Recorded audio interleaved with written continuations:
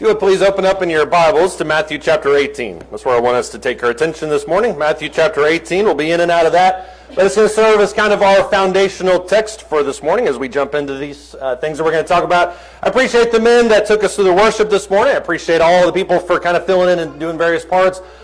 Also next week, I don't know if we've announced this yet, at least formally from the pulpit, but next week, starting in Sunday afternoons, is the beginning of what we've called our growth groups. Those are essentially smaller kind of groups inside of this congregation where we can be in each other's homes and we'll study together. Those will be on Sunday afternoons. That starts next Sunday afternoon. And so if you have not been contacted yet, if you're unsure about any of that, feel free to get with any of the elders or the deacons and kind of see where you're at on that. That's something I think can really be beneficial to us as a congregation as we kind of grow in size. It's always good to obviously get to know each other because sometimes we can't make our way around to each other. And so I kind of want to make sure that we all are a part of that, know about it, and make sure that we're all able to be there if possible. If you noticed, and I don't know if you get the bulletin, if you were here Wednesday night, I noticed, or you might have noticed that I titled the lesson for today, The Inverse Gossip Rule.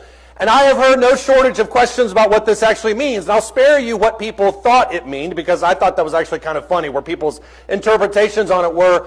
And I know it's a weird title. I get that it's a unique title. It's something that came up straight from my brain. So if this sermon this morning doesn't really hit, it doesn't really seem like that's kind of your cup of tea, obviously take it up with me because although I believe obviously the concepts are biblical, that's something I came up with. But it's really rooted in kind of our relationships with each other and the way that we handle interactions with each other. Typically, if something were to happen, let's say something good were to happen to somebody else, this is the way we would typically take it. If something good happens, I have something good to say about Scott. I'm going to say that because he's right up here in front of me. If I have something good to Scott, I'm going to go up to him and say, man, I really liked what you did there. And then we have that face-to-face interaction. He's encouraged, I'm encouraged. It's all great. If I have something bad to say about Scott, which I don't, but if I had something bad to say about Scott, I would. Sometimes human nature kicks in, and I may say it behind their back. I may go to other people, I may say, Brad, I cannot believe that you are sitting this close to Scott because if you knew what Scott was up to, by the way, this is the last time I'm going to talk about Scott, but if you knew what Scott had done, you would not sit within close proximity to him. And it may be weeks, months, never before it gets back to him. And so that's the way that sometimes human relationships kind of operate. We say, well, if it's something good, I'm going to talk to them because that's the way that it should be. That makes me feel good, makes them feel good. But if it's something painful, I'm going to take it behind their back and I'm going to talk to every other person in the world about it before it eventually gets to them. I'm going to propose this morning that we do the exact opposite. If I have something good to say, I'm going to say it behind their back. You can tell them, obviously, too, if they want to. It's not a hard and fast rule. But I'm going to say it to everybody else about them. But if I have something bad to say about them, I'm going to go take it to their face. Now, you may be looking at me and you may be saying to yourself, well, what's the point of something like this? Why is it that we're going to do the exact opposite of what human nature sometimes kicks in? Why are we going to do the opposite? Well, let that sink in for real quick. What would happen if we were a congregation, that just kind of at the first point, what would happen if we were a congregation, a group of people, whatever it may be, that every single time we had something negative to say about somebody, an issue, a doctrinal thing, something that really kind of rubbed us the wrong way, what if we just went to them directly? As Matthew 18 talks about. Look at what he says here in verse 15. He says, if your brother sins, go and show him his fault in private. That's the key phrase, I think, at least there. And if he listens to you, you have won your brother. The connotation there is really thick. Because the goal of this in Matthew 18 is, as he talks about, to win your brother. That's the exact same thing in 2 Corinthians chapter 4, 1 Corinthians 5. Somebody's caught in sin. I'm going to go restore them. James chapter 5 covers a multitude of sins. That's the goal. The goal is to eventually bring them back. You've won your brother.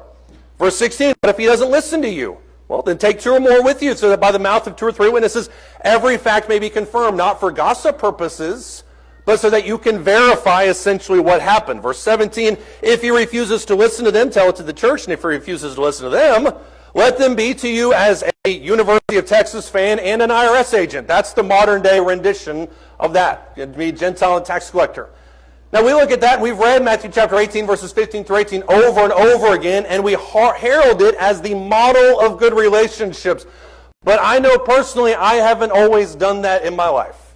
If I have something to say about somebody, I will kind of leak it to other people and say, well, it's just, can't believe what he did there. And the intention is, at least from my own perspective, usually pure because I'm hoping for some kind of support. But you know how it always ends up.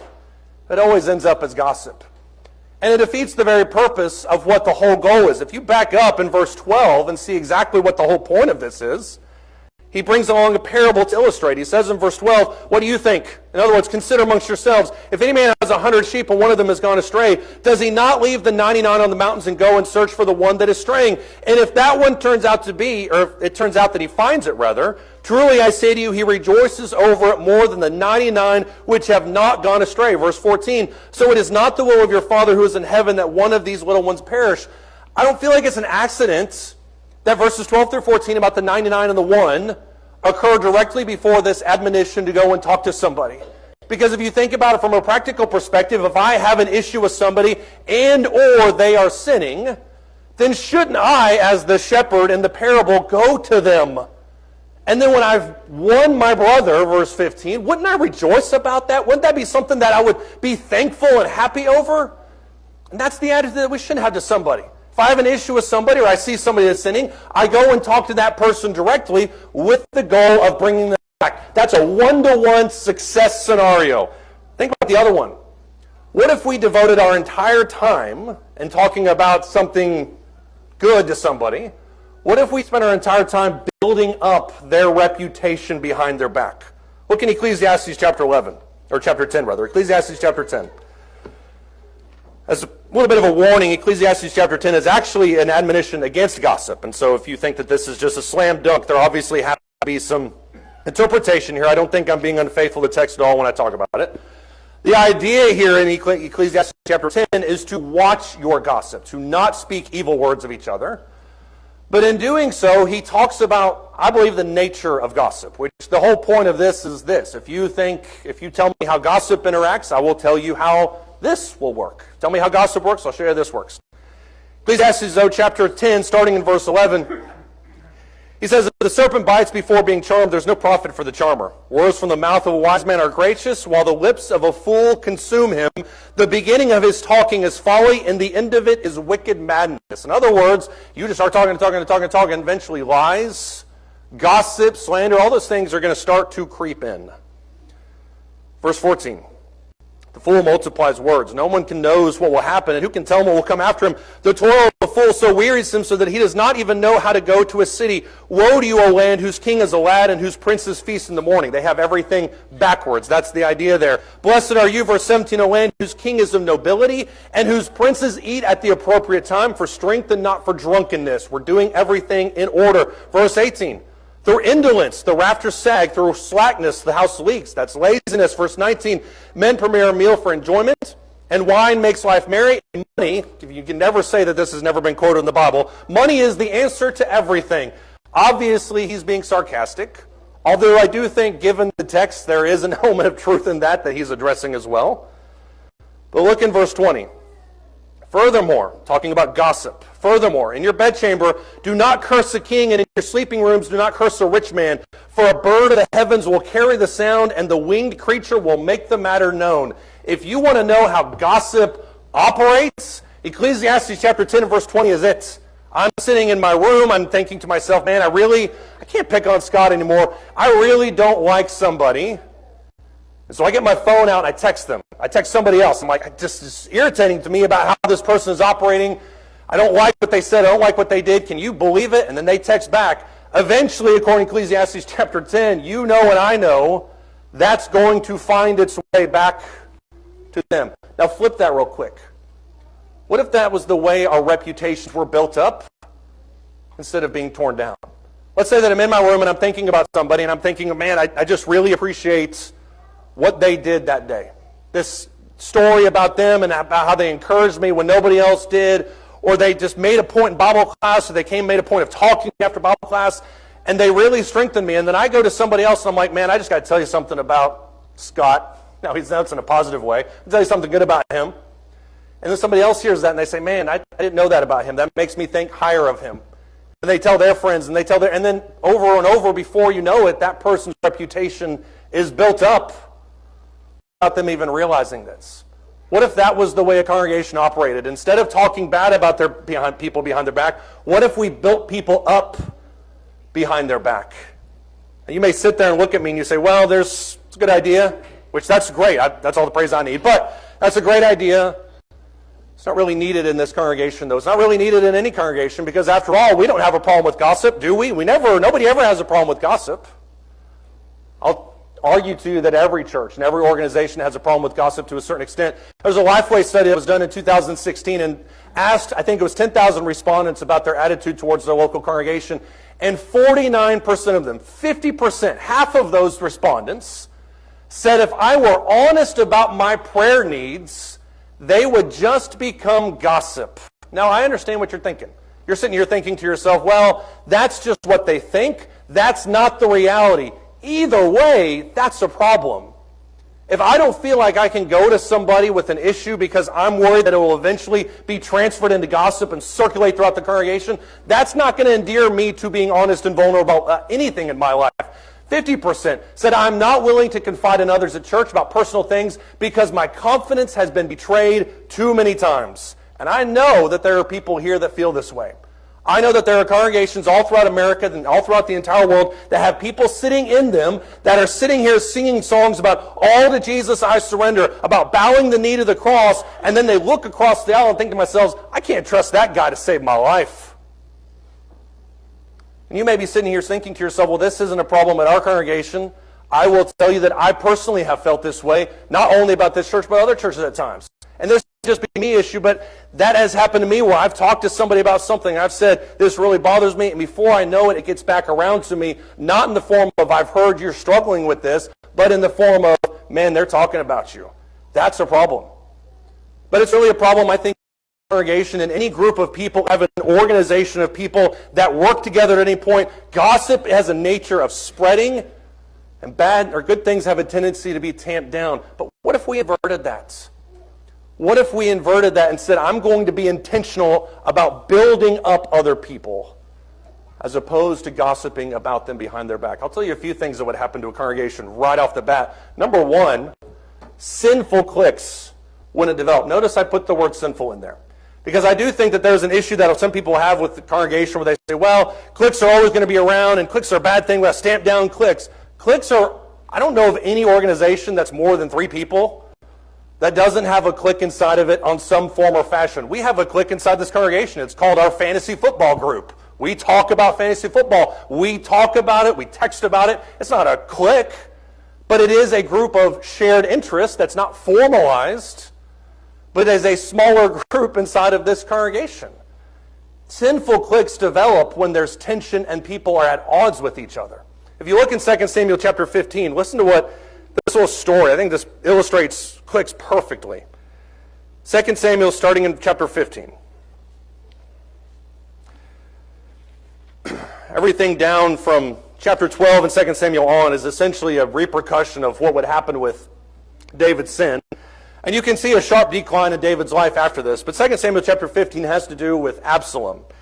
And Absalom, starting in chapter 15 and verse 1, it says, Now it came about after this that Absalom provided for himself a chariot, horses, and 50 men as runners before him. In other words, he's building up his reputation. I'm making myself known. Verse 2, Absalom used to rise early and stand beside the way to the gate.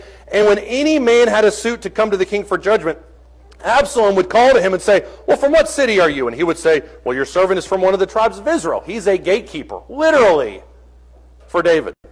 Absalom, verse 3, would say, See, your claims are good and right. And then here's the key part. But no man listens to you on the part of the king. I'm hearing you because I'm Absalom. David doesn't hear you. That's what they're hearing before they even get inside his presence.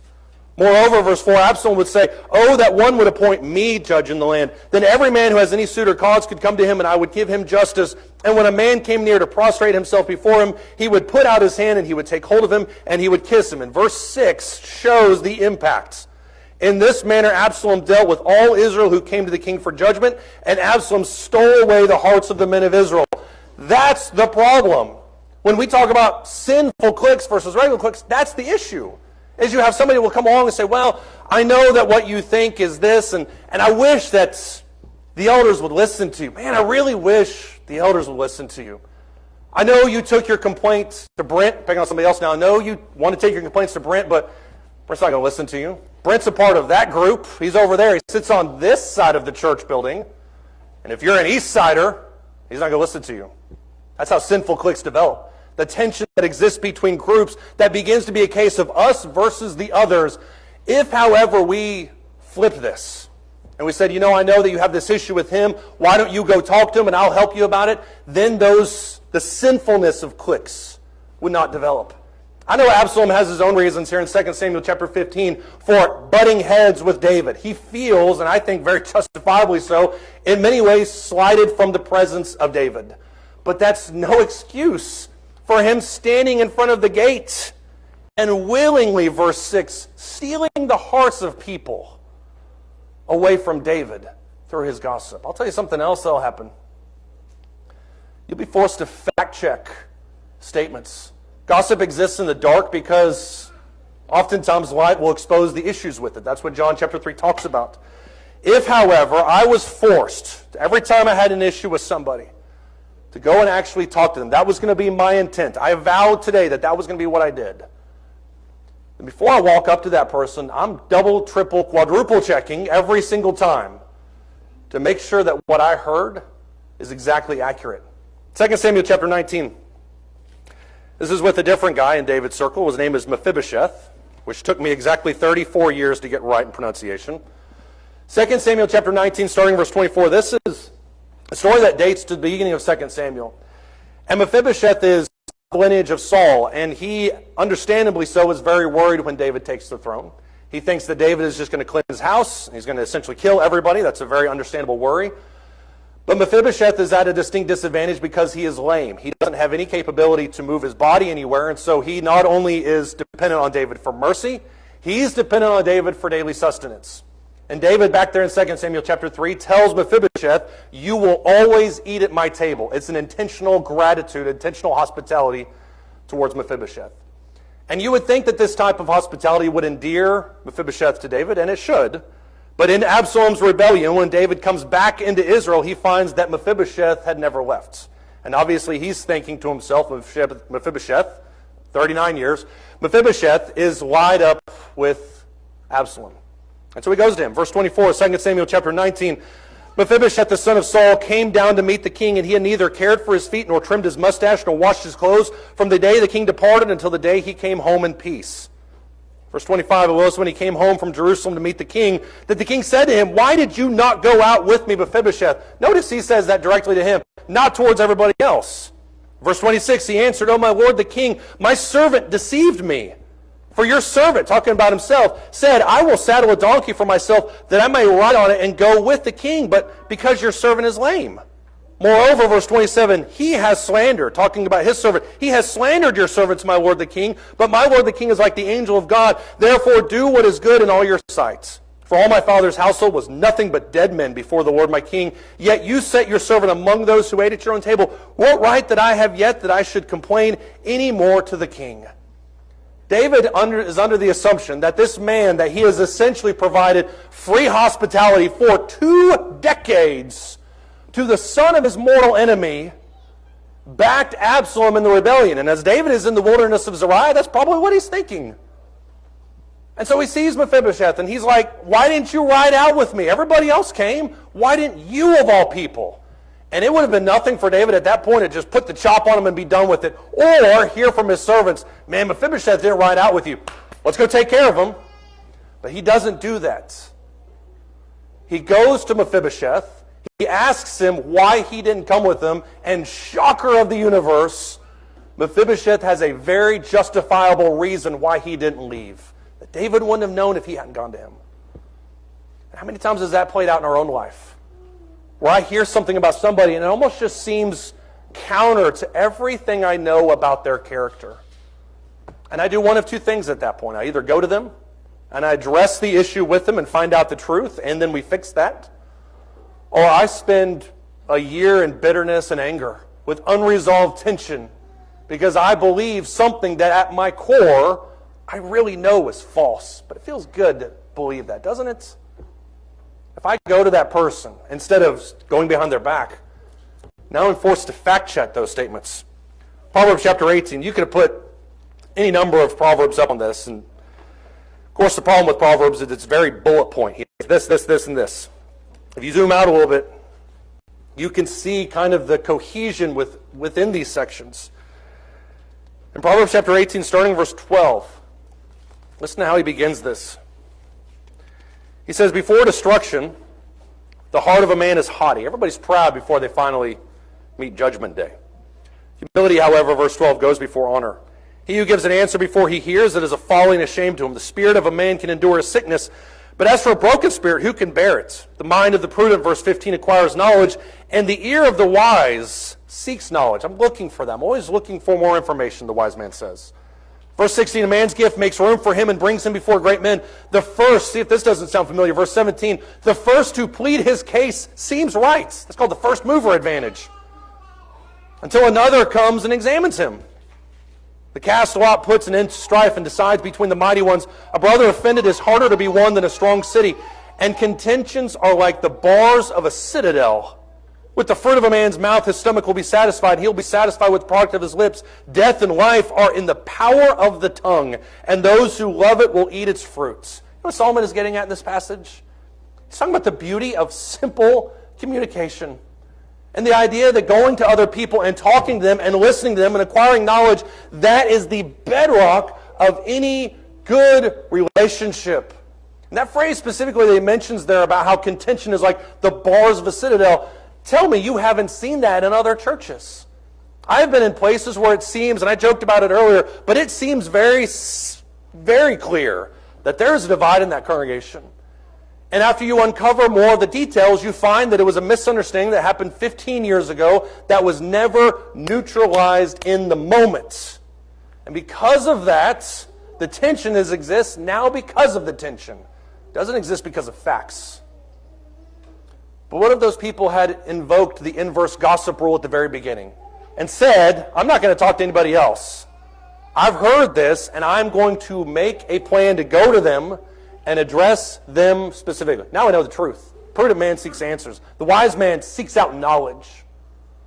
That's what any Christian should be doing. I'll tell you this, and this goes back to exactly what we do every Sunday.